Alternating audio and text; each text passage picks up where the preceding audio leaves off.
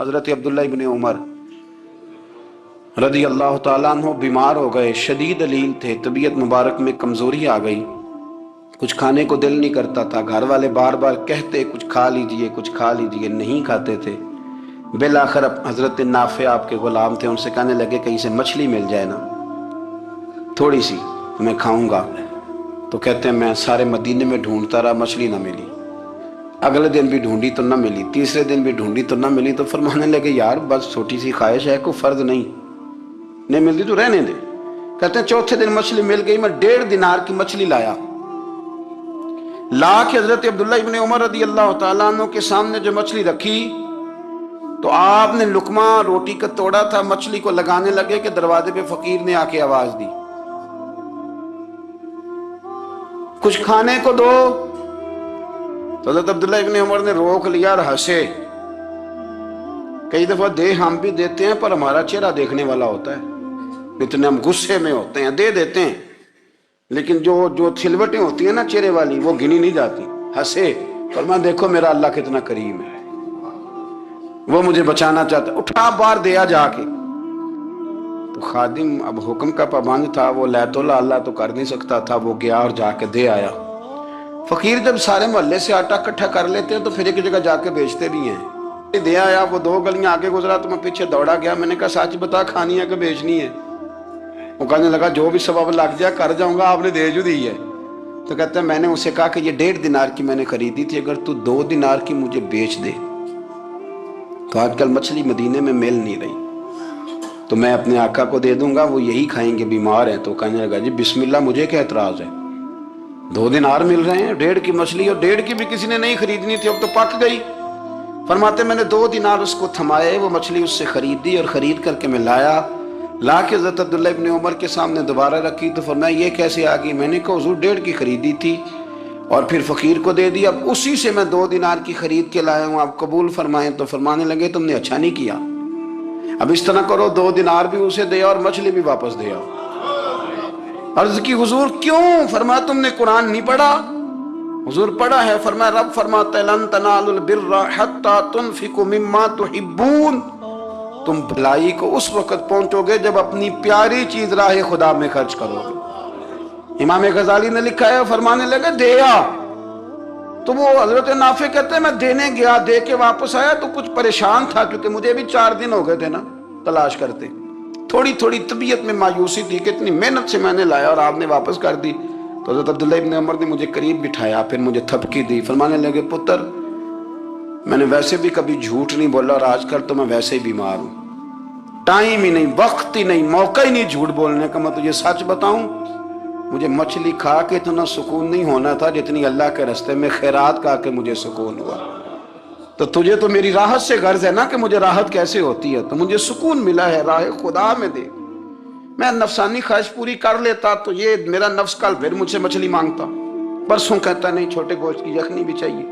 ہم لوگ الجھ گئے ہیں، بہت بڑے قیدی ہیں اپنے آپ کے، بڑے قیدی، سارا دن اپنی خواہشات کی تکمیل میں بھاگے رہتے ہیں، بڑے بڑے سونے نوجوان، میں ان پہ تنقید نہیں کرتا، مجھے ان پہ ترس آتا ہے، جب میں رات کے اندھیروں میں انہیں ٹیلی فون لے کے چوکوں میں کھڑے دیکھتا ہوں تو مجھے رحم آتا ہے، میں کہتا ہوں دیکھو نفس کی خواہش کے پیچھے یہ کیا مثلاً آخر کیا ہے اس میں، ایک عورت کے پیچھے تباہ کر لیا اپنے آپ کو، یعنی زیادہ سے یہ کوئی مقصود ہے، یہ کوئی مقصد حیات ہے جس کو مقصد بنا لیا ہے؟ میرے عزیز بات کو سمجھ لیں، اتنا خوبصورت آدمی ہے اور اتنا اس کا اونچا قد کاٹ ہے، اور کیا کس کے پیچھے یہ بھاگا ہوا ہے؟ بڑا سمجھدار، دانشور، عقل مند آدمی، ذی روح بندہ، لیکن اس کا سٹیٹس آپ یہ ملاحظہ کریں کہ وہ 20-40 ہزار کی خاطر جھوٹ بولتا ہے، دھوکہ دیتا ہے، فریب اور فراڈ کرتا ہے۔ ہم اپنی نفسانی خواہشات کے پیچھے اس طرح بھاگتے ہیں کہ ہم اصل سے رہ جاتے ہیں۔ میری باتوں کی سمجھ آ رہی ہے آپ حضرات؟ تھوڑا تھوڑا کر کے، ایک ایک کر کے ان کی باتیں کم مانیں۔ وہ ضروری تو نہیں نا کہ سویرے ناشتہ بازار سے اپنی مرضی کا تگڑا کیا ہے، بازار سے لا کے پوڑیاں چنے بہترین کھائے، اور پوڑیاں چنے ابھی کھائے نہیں، شاپر میں ڈالے ہوئے ہیں، اور وہ لے کے ابھی آ رہا ہے تو ساتھ ہی رستے سے गोश्त भी छोटा अच्छा लगा तो 2 किलो वो भी ले आया कि पूड़ियाँ चने खाऊंगा और दोपहर के लिए गोश्त पकाऊंगा। वो पहले ये तो खा ले साहब, इससे तो निजात पा ले। ये पता नहीं हजम होता है कि कुछ और करता है तेरे साथ, लेकिन वो गोश्त भी साथ ले आया। यानी टेबल पे, नाश्ते के टेबल पर बैठ के फैसला हो रहा होता है कि हमने क्या खाना है, हमने किधर जाना है। संगियो याद रखो, बातों को समझो और गौर करो। ये थोड़ा थोड़ा करके जब हम छुटकारा हासिल करने की कोशिश करेंगे ना, छुटकारा हासिल करने की, कई जगह से, किसी जगह से अगर आपको तंबी होती है ना, तंबी, उसमें भी बड़ा मजा आता है। उसमें बड़ा, हमारे एक बुजुर्ग थे, तो एक दिन ना मैं गया तो कहने लगे अल्हम्दुलिल्लाह आज मैं बड़े सुकून में हूँ। मैंने कहा जी वो क्या हुआ? कहने लगे मैं अपने आप को बड़ा पीर साहब समझने लग गया था। तो एक वापडा के किसी आदमी से काम था, तो मेरे एक दोस्त ने मुझे कहा कि पीर साहब उसको टेलीफोन कर दें, सुना है आपका अकीदतमंद है। मैंने उस बंदे को टेलीफोन किया तो कहता पीर साहब मैं इज्जत आपकी बड़ी करता हूँ पर यह काम नहीं हो सकता। कहते जब उसने मुझे कहा ना तो कुछ भी नहीं, तो मुझे बड़ा मजा आया, वरना मेरा तो नफ्स फूल गया था। मैं तो समझता था कि जो मैं कहता हूँ वैसे ही हो जाता है। कहते उसने थोड़ा सा ना मुझे लेवल में किया है, मुझे मजा आया। ये लोग ना अपने ऊपर बोझ डालते थे, ये थोड़ा थोड़ा पीछे हटते थे, ये समझते थे कि इस तरह तो हमारी तकमील रह जाएगी। सुबह से शाम तक अगर इसी नफ्स की बातें मानते जाएंगे तो खराबी करेगा। दौलत का नशा है भाई, दौलत इकट्ठी करने वाला किसी जगह सैर नहीं होता। हुस्न का नशा है, हुस्न का नशा है। हजरत अबू बकर शिबली रहमतुल्लाह अलैह फरमाया करते थे जो तेरी बेटी को खूबसूरत समझ के उसके साथ निकाह करने थे उसे बेटी ना देना। हजरत जी क्यों? फरमाया हुस्न तो थोड़े दिन के बाद खत्म हो जाएगा, फिर वो इसकी कदर नहीं करेगा, वो तो कहीं और मुंह मारता फिरेगा।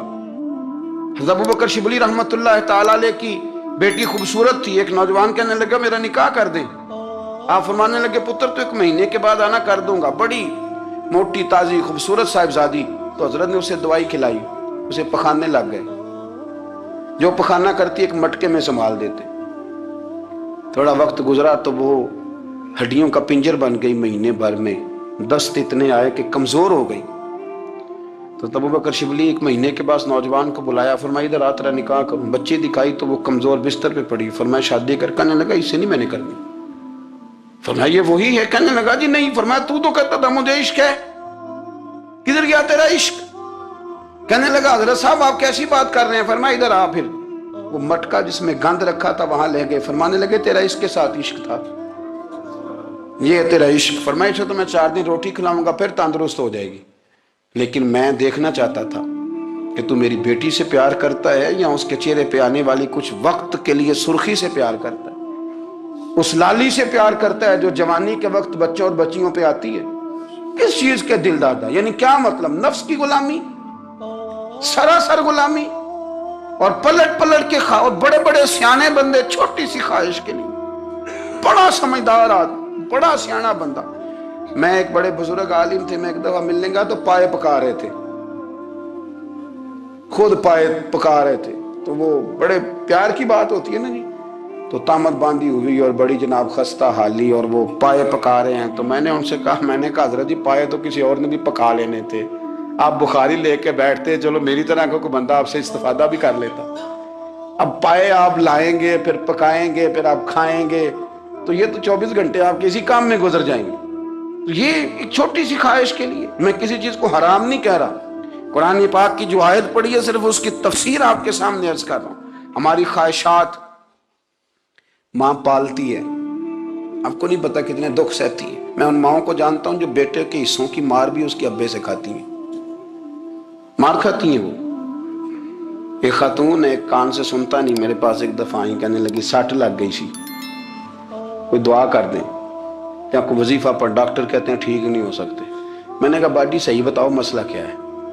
कहने नहीं कुछ भी नहीं, मसला क्या होना है, पुत्र गलत निकल आया है, उसका बाप रोज मारता है, आज मैं आगे गई हूं तो उसने एक थप्पड़ मेरे कान पे मार दिए, पर्दा फट गया। माँ मार खाती है, लेकिन वो पुत्र जिसको बड़ी मेहनत से पाला है वो जवान होता है तो अम्मा से कहता है तुझे छोड़ देना है, पर जिस लड़की से मेरा टेलीफोन पे रब्ता है उसे नहीं मैंने छोड़ना, वो नहीं छूट सकती। हर शय कुचल जाता है वो। अम्मा कभी लेट के रात को सोचती है कि ये तो मेरी कुल कमाई थी, میں تو آج بھی اس کے حصے کے تھپڑ اپنی گالوں پہ برداشت کر رہی ہوں، تو یہ کدھر گیا؟ اردشیر نام کا بادشاہ تھا وہ۔ حضرت محدث ابن الجوزی آج سے کچھ 700 سال پہلے لکھتے ہیں، اردشیر بادشاہ بڑا خوبصورت تھا، جوان تھا، بڑا عقل مند تھا۔ اس نے اس طرح کی قریب کی ساری ریاستوں پہ قبضہ کر لیا۔ بڑا عقل مند زیرک تھا، قبضہ ہو گیا۔ ایک بادشاہ بڑا سخت تھا، اس کے ساتھ جب پنجہ آزمائی ہوئی تو اردشیر کہتا ہے اس پہ میرا قبضہ نہیں ہو رہا تھا، اور جب ہم نے ساری ریاستوں نے مل کے اس پر حملہ کیا تو ایک قلعے کے اندر قلعہ بند ہو گیا۔ اردشیر بڑا خوبصورت آدمی تھا، بڑا سمجھدار تھا، تو وہ بادشاہ قلعہ بند ہو گیا، اس نے کہا نکلنا ہی نہیں۔ اب وہ اندر بند ہے، یک بارگی حملہ کیا تو وہ بڑا قلعہ تھا، اس میں بند ہو گیا۔ اس بادشاہ کی نا جس پر حملہ کیا، اس کی بیٹی اچانک ایک دن قلعے کی دیوار پہ چڑھی تو اردشیر کے حسن و جمال کو دیکھا تو عاشق ہو گئی، اور اپنے ہی باپ کے خلاف اسے کہنے لگی کہ اگر تو میرے ساتھ شادی کا وعدہ کرے نا تو میں تجھے رستہ بتاتی ہوں حملہ کرنے کا۔ اس نے کہا میرا وعدہ رہا، تو رستہ بتا۔ اس نے رستہ بتایا اس لڑکی نے، اور بادشاہ نے حملہ کیا تو اس کا باپ قتل کیا، اس علاقے پہ قبضہ کیا شادی کے وعدے پر۔ ہاں نفسانی خواہش بندے کو اندھا کر دیتی، نہیں سمجھ آتی اس کو میں کدھر جانا، اندھا کر دیتی۔ حملہ کیا، اور جب اس لڑکی کو لے کے آیا نا اپنے محل میں، تو پہلے دن شادی کی پہلی رات تھی، تو بستر بچھایا کنیز نے، تو وہ کبھی کروٹ ادھر بدلتی کبھی ادھر بدلتی، تو بادشاہ کہنے لگا کیا ہے؟ کہنے لگی بستر میں کچھ ہے، مجھے تکلیف دے رہی۔ اس نے چراغ جلائے اور جب بستر اٹھایا تو ایک اتنا سا دھاگا نکلا۔ دھاگے سے عموماً تکلیف نہیں ہوتی، تو اس نے کہا تو اتنی نرم و نازک ہے کہ دھاگا؟ کہنے لگی میرا باپ نا میرے ساتھ اتنا پیار کرتا تھا کہ روز میرا بستر بھی خود بچھاتا تھا، اور اس نے آلہ رکھا ہوا تھا، وہ ناپتا تھا کہ کوئی پایا اونچا نیچا تو نہیں، میری بیٹی کا بیلنس سوتے وقت خراب نہ ہو جائے، اور میرے لیے گوشت اور کپڑے بھی خود پسند کر کے لاتا تھا، کھانے پینے کا خود خیال کرتا تھا۔ اردشیر کہنے لگا اچھا وہ اتنا پیار کرتا تھا، اور پھر تو نے اس کے ساتھ کیا کیا؟ کہنے لگا بلاؤ کنیزوں کو بلایا، فرمایا اس کو اٹھاؤ اور جلاد کے پاس لے جاؤ، اسے کہو کہ اس کے بال ایک گھوڑے کے ساتھ باندھے، پیر دوسرے گھوڑے کے ساتھ باندھے، اور ایک گھوڑا ادھر بھگا دے، کدھر بھگا دے، یہ جس کے باپ نے اتنا پیار کیا یہ نفس کی اتنی غلام ہے کہ اس کی وفادار نہیں رہی تو میری وفادار کیسے بنے گی؟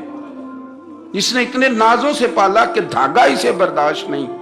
او یارو یاد رکھو، اگر نفس کی غلامی کرو اور بڑے بڑے وفاداروں کو چھوڑ کے غلامی کرو تو پھر کہو وفادار مل جائیں، کوئی بول اب لڑا نہ بول بیٹھی ہوں دے خصم ناراض بڑ بولیاں دے، کہاں سر کھائے تے بلبل ٹھنڈ پائے، بڑے فرق نہیں سجنا بولیاں دے، جڑیاں خصماں دی وچ رضا وسن، بھاگ جاگ جاندے انہاں گولیاں دے، آپ ادلیاں نو سردار پین تکے تے شرما والیاں نو جھوٹے ڈولیاں دے۔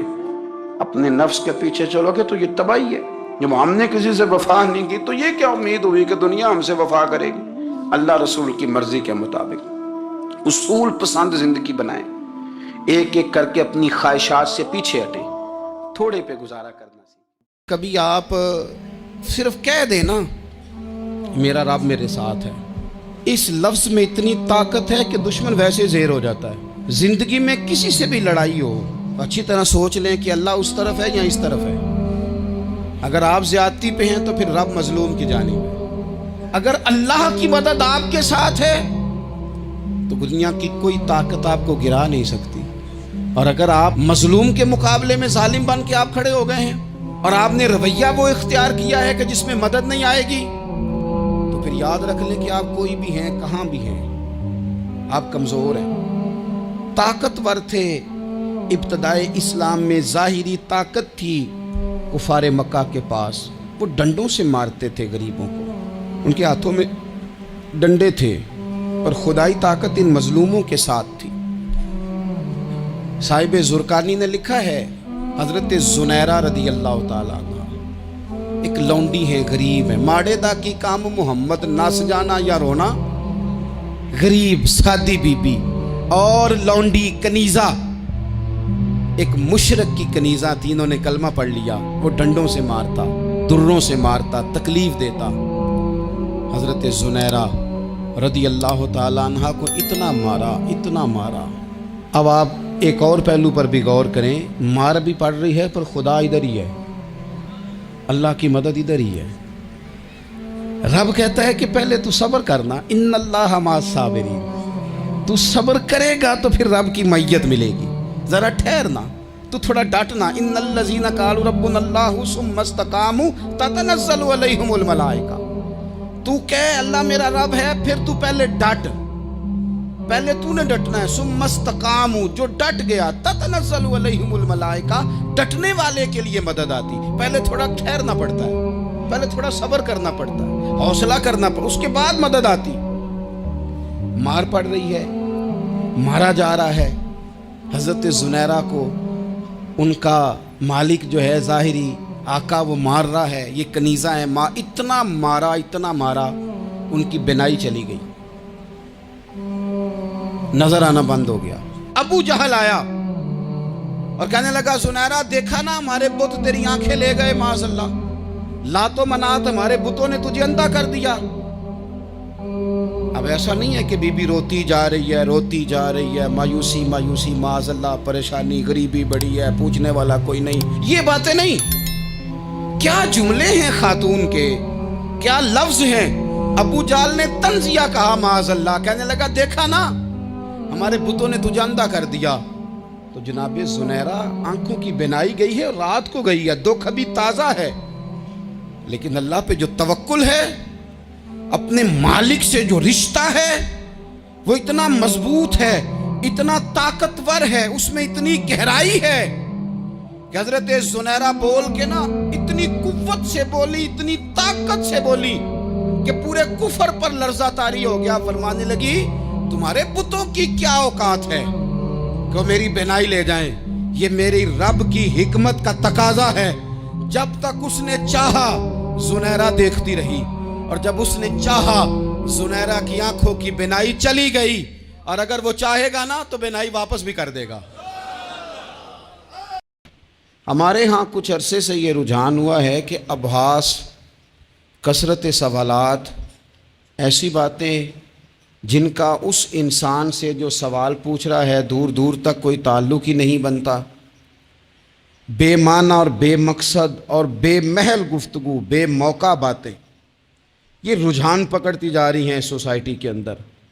ہر شخص کو تجزیہ نگار بنا دیا گیا ہے، ہر شخص کو عالم بنا دیا گیا ہے، ہر شخص کو ڈاکٹر ڈکلیئر کر دیا گیا ہے، ہر بندہ اپنی مرضی کی رائے دے رہا ہے۔ اس کا نقصان یہ ہوا ہے کہ ملک تیزی سے غیر مستحکم ہوتا چلا جا رہا ہے، بگڑتے بکھرتے ٹوٹتے خیالات، بہت زیادہ جب باتیں ہونے لگ جاتی ہیں، بہت زیادہ جب بحثیں ہونے لگ جاتی ہیں تو وہ نفرتوں کو جنم دیتی ہیں، وہ اذیت کا باعث بنتی ہیں۔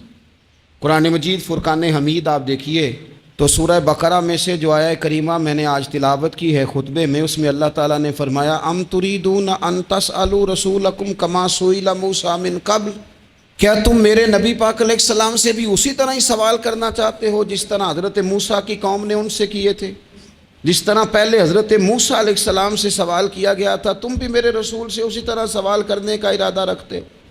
کبھی بنی اسرائیل والوں نے کہا کہ ہمیں پتھر سے پانی نکال کے دیا جائے، کبھی کہا کہ ہمیں کھانا من و سلوہ دیا جائے، کبھی کہا کہ ہم اس وقت مانیں گے جب رب کو اعلانیہ دیکھ لیں گے۔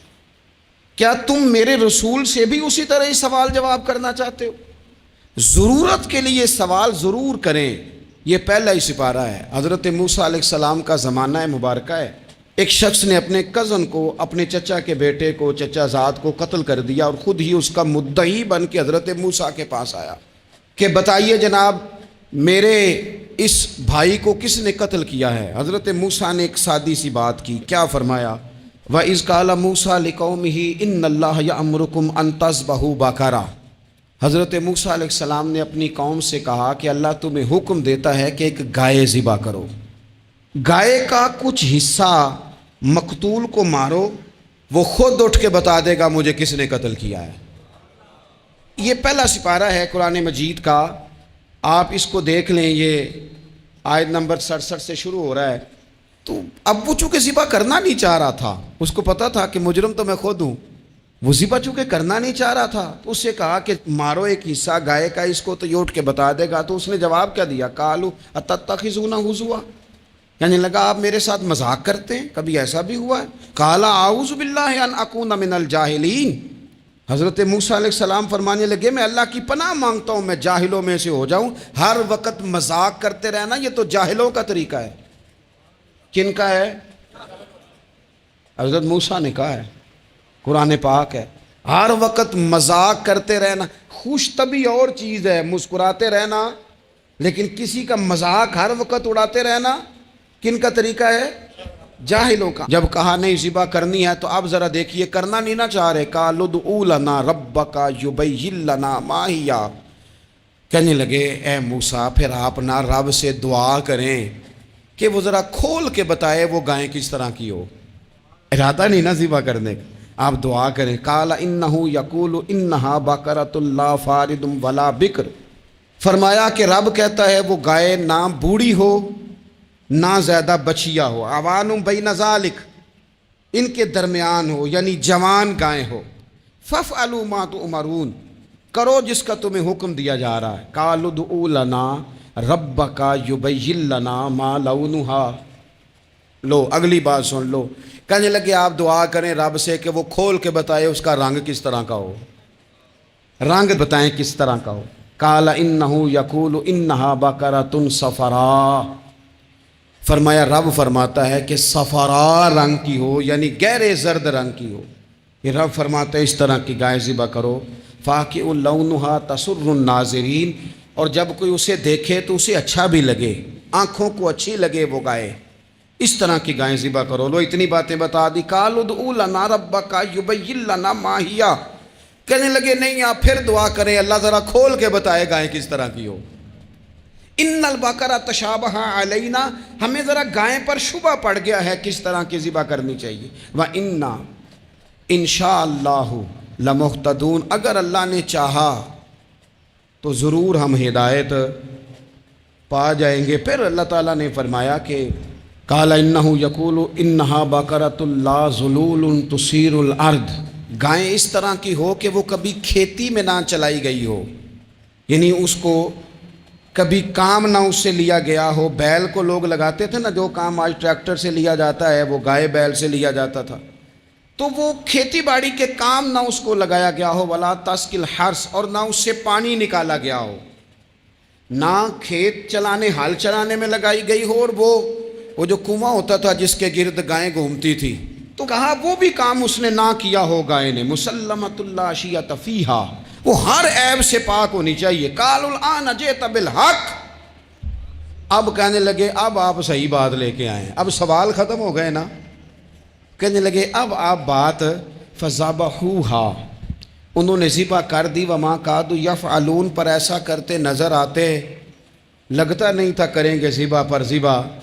اچھا یہ گائیں پھر ملی کیسے؟ امام خازن کہتے ہیں کہ ایک نیک آدمی تھا، تو اس کا آخری وقت آ گیا تو اس کے پاس جو کل جمع پونجی تھی وہ ایک بچیا تھی، گائیں کی بچی، بچیا ویڑی، اس کے پاس وہ ایک بچیا تھی صرف. تو اس نے اس طرح کیا کہ اس کی گردن پر ایک مہر لگائی، اللہ کے نام پر بطور امانت اس نے اس کو جنگل میں چھوڑا. کہا یا اللہ میرا بیٹا ایک ہی ہے، وہ بھی چھوٹا ہے، اس کی حفاظت کرنا اور میرے بیٹے کو پہنچا دینا. بچہ بالغ ہو گیا. اس کی ماں نے کہا بیٹا جو امانتیں رب کے پاس رکھوائی جائیں نا ان میں خیانتیں نہیں ہوا کرتی، جا کے جنگل میں آواز دے تیری گائے واپس آ جائے گی. اس نے جا کے جنگل میں آواز دی کہ وہ جو میرے باپ نے امانت رکھوائی تھی وہ کدھر ہے. وہ نشان لگی ہوئی گائیں دوڑتی ہوئی اس کے پاس آئی. واللہ خیر الرازقین، جب رب بندوبست کرے، جب اللہ بندوبست کرے تو پھر معاملہ اور ہوتا ہے. وہ گائے آ گئی. اب اس نے کیا کیا اس نوجوان نے کہ وہ گائے گھر لایا، ماں سے آ کے کہا کہ اماں یہ تو اللہ نے فضل کر دیا. ماں کہنے لگی پتر حالات ہمارے خراب ہیں، منڈی میں لے جا اسے بیچ دے، لیکن سودا میری مرضی کے بغیر طے نہ کرنا. کس کی مرضی کے بغیر؟ کس کی؟ اماں کی مرضی. اور سنو یار، تھے کچھ لوگ جن کو لوگوں نے تانے بھی دیے کہ تم ماں کے پیچھے لگ گیا ہے، لوگوں نے بڑا کچھ کہا، پر جو ماں کی مرضی پہ لگیں ناکام نہیں ہوتے زندگی میں۔ یہ دیکھو ماں کی مرضی پہ لگا، اس کی قیمت کتنی تھی گائے کی؟ بڑی مہنگی تھی پر 3 دینار کی تھی، منڈی میں لے گیا 3 دینار اس کی قیمت لگ گئی۔ تو ماں نے کہا تھا میری مرضی کے بغیر سودا نہ کرنا۔ اب بچے تو نہیں نہ مانتے، اماں کو کیا پتا باہر بزنس کیا ہے، لین دین کیا ہے، پر ماں نے کہا تھا میری مرضی، بندہ دے رہا ہے اسے 3 دینار، اس نے کہا جی میں نے طے تب کرنا ہے، ڈن تب کرنا ہے، پہلے اماں سے پوچھنا ہے۔ گھر جا کے اماں سے پوچھا، اماں کہنے لگی دے دے۔ واپس آیا تو اس نے کہا کہ میں 6 دینار دیتا ہوں پر میری شرط ہے، ماں سے نہیں پوچھنا۔ اس نے کہا تو 12 بھی دے، ڈن تب بھی ہونا ہے جب اماں نے کہنا ہے۔ وہ جب اس طرح کی اس نے گفتگو کی، واپس اپنی والدہ کے پاس گئے، کہنے لگے اماں سمجھ نہیں آتی، 3 دینار کی گائیں بندہ 12 میں خریدنے کو تیار ہے، شرط لگاتا ہے کہ اماں سے نہیں پوچھنا۔ تو والدہ کہنے لگی پتر پہلے اس سے جا کے پوچھ کیا وہ ہے کون، یہ کوئی روحانی معاملہ ہے، کوئی غیبی مدد ہے، پوچھ۔ اس سے جا کے پوچھا تو وہ کہنے لگا میں تو فرشتہ ہوں اللہ کا، تو نے گائیں بیچنی نہیں، اس لیے کہ تیرا باپ بھی نیک ہے، تیری ماں بھی نیک ہے، رب تیرے رزق میں برکت پیدا فرمانا چاہتا ہے۔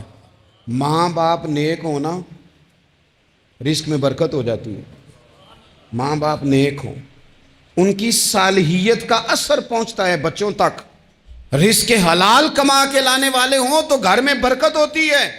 جا کے کہا کہ تیرے ماں باپ نیک تھے، اسے نہ بیچنا گائے کو، تو کیا کریں؟ کہنے لگے بنی اسرائیل والے سوال کر کر کے نہ کر کر کے خود مشکل میں آ گئے۔ اب وہ ایسی گائے جو جوان بھی ہو، یہاں تو ہر غریب آدمی اپنی گائیں یہاں لگا دیتا ہے، کھیتی باڑی میں یہاں لگا دیتا ہے، کنویں میں پانی نکالنے میں تو یہاں تو ہر ایک کی گائیں، تو ایسی گائیں جس کا رنگ بھی اتنا پیارا ہو، زیادہ بوڑھی زیادہ بچی بھی نہ ہو، اور ابھی تک کھیت میں بھی نہ لگی ہو، وہ سوائے تیرے کہیں نہیں ہے۔ اس نے کہا چل پھر مہربانی کر بتا میں کتنے کو دوں گائیں، اگر وہ آ جائیں تو کتنے کو بیچنی ہے؟ اسے کہنا کوئی نہیں، ریٹ تو زیادہ کرنا ہی نہیں، ان سے کہنا گائے کے اندر سے گوشت نکال دیں اور جتنا گوشت ہے اتنے پیسے بھر دیں، اس کی کھلڑی بھر دیں۔ اب وہ بنی اسرائیل والے ڈھونڈتے ڈھونڈتے ڈھونڈتے ڈھونڈتے پہنچ گئے، کہا جناب گائیں 3 دینار کیا 6 لے لو۔ اس نے کہا نہ بھائی، ذبح کروں گا، گوشت نکالوں گا، جتنا وزن گوشت کا اتنے پیسے بھرو گے کھال میں تو پھر گائے تمہیں ملے گی۔ اب مجبور تھے، کیا کرتے؟ ابن کثیر حدیث لائے ہیں، امام سیوطی نے در منصور میں بھی لکھی ہے، نبی پاک صلی اللہ علیہ وسلم نے فرمایا سنو جوانوں اور اسے دل کی تختی پہ لکھو، نبی پاک علیہ السلام نے فرمایا اگر بنی اسرائیل والے زیادہ سوال نہ کرتے تو اتنی مشکل کا شکار نہ ہوتے۔ انہوں نے سوال اتنے کیے کہ چارہ نہیں ہے اب ان کے لیے، چارہ نہیں ہے اب ان کے لیے کہ یہ ادھر ادھر جا سکے، مجبوری بن گئی، یہی گائے خریدنی ہے، یہی لے جانی ہے۔ اب اتنا سارا مال جمع کر کے وہ گائے خریدی، ذبح کی، تو مقتول کو جب اس کا ایک حصہ مارا تو اس نے اٹھ کے کہہ دیا یہ جو مدعی بنا ہوا ہے نا، یہی تو میرا قاتل ہے، یہی تو میرا قاتل ہے، یہی تو ہے، اس نے یہ سارا کام کیا ہے۔ تو زیادہ سوالات کرنا، بہت زیادہ سوالات کرنا، ہر وقت بحث میں رہنا، نبی پاک صلی اللہ تعالی علیہ وسلم نے منع فرمایا، اور میرے رسول پاک علیہ السلام نے فرمایا یاد رکھو 3 چیزوں سے ہمیشہ بچو، بخاری مسلم میں موجود ہے۔ ایک تو فرمایا کثرت کیلو کال سے بچو، زیادہ بحث نہ کرو، اور دوسرا حضور علیہ السلام نے فرمایا مال کو ضائع کرنے سے بچو، اور تیسرا فرمایا زیادہ سوال نہ کیا کرو، زیادہ سوال نہ کیا کرو۔ ایک مقام پہ نبی پاک علیہ السلام نے فرمایا حج فرض ہے، ایک صاحب نے اٹھ کے پوچھا حضور ہر سال؟ حضور خاموش ہو گئے۔ پھر پوچھا حضور ہر سال؟ سرکار خاموش ہو گئے۔ تیسری بار پھر پوچھا حضور ہر سال؟